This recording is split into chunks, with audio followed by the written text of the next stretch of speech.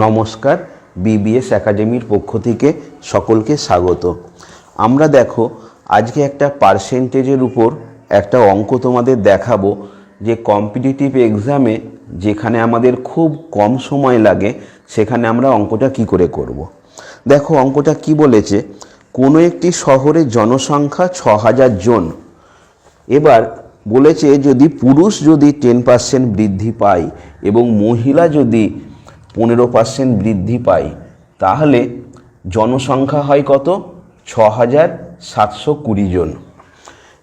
এবার দেখো তোমরা খেয়াল করে, আমরা যদি পুরুষ যদি এক্স ধরি আর মহিলা যদি ৬০০০ মাইনাস এক্স ধরি, তাহলে এক্সের উপর 10% প্লাস ৬০০০ মাইনাস এক্সের উপর 15% দিয়ে কত হবে? ৭২০ বৃদ্ধি পেল। এইভাবে অঙ্কটা হবে, কিন্তু আমাদের কি একটু ক্যালকুলেশানের সমস্যা হবে। সেই জন্য আমরা অঙ্কটা কি করব, আমরা MLM বা মিনিমাম লজিক মেথড এটা আমরা প্রয়োগ করব। দেখো তোমরা খেয়াল করে, পুরুষ 10% থাকলো আর এই মহিলা 15%কে আমরা কি ধরতে পারি? 10% প্লাস 5%। এবার তোমরা একটু এইভাবে ভাবো জিনিসটা, যে জনসংখ্যা ৬০০০ জন, পুরুষ এবং মহিলা, মানে আমি এই 5%টা বাদ দিয়ে দিলাম। আমরা মিনিমাম কত? 10%। পুরুষ এবং মহিলা উভয়েই যদি 10% করে বাড়ে, দেখো তাহলে ৬০০০-এর 10% মানে কত বৃদ্ধি পাবে? ৬০০ জন।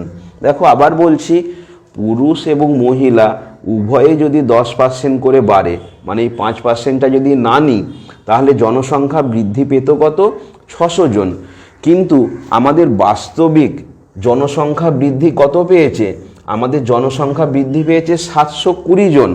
তাহলে খেয়াল করে দেখো, এই যে ৬০০ থেকে ৭২০, অর্থাৎ ১২০ জন জনসংখ্যা কম দেখাচ্ছে।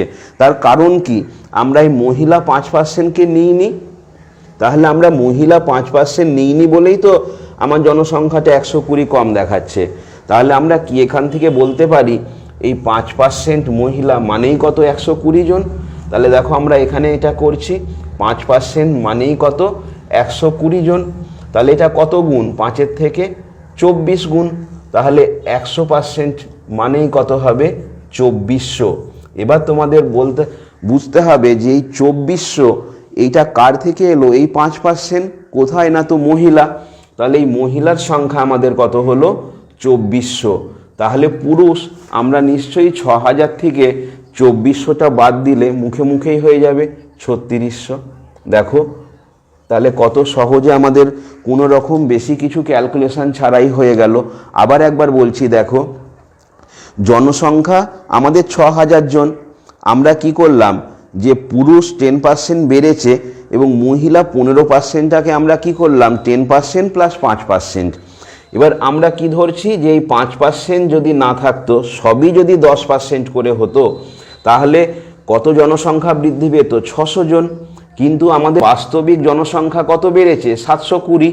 তাহলে এই যে ৬০০ থেকে ৭২০, ১২০ কম হলো, তার পিছনে কারণটা কি? এই যে মহিলা 5% আমরা নিইনি সেজন্য। তাহলে 5% মানেই আমরা বলতে পারি কি? ১২০ জন। তাহলে 100% মানেই হচ্ছে কত? ২৪০০ জন। এবার তাহলে এটা কে বেরালো? মহিলা বেরোলো। তাহলে আমরা পুরুষ সহজে এটা থেকে এটা বিয়োগ করে বের করতে পারি ৩৬০০ জন। নমস্কার।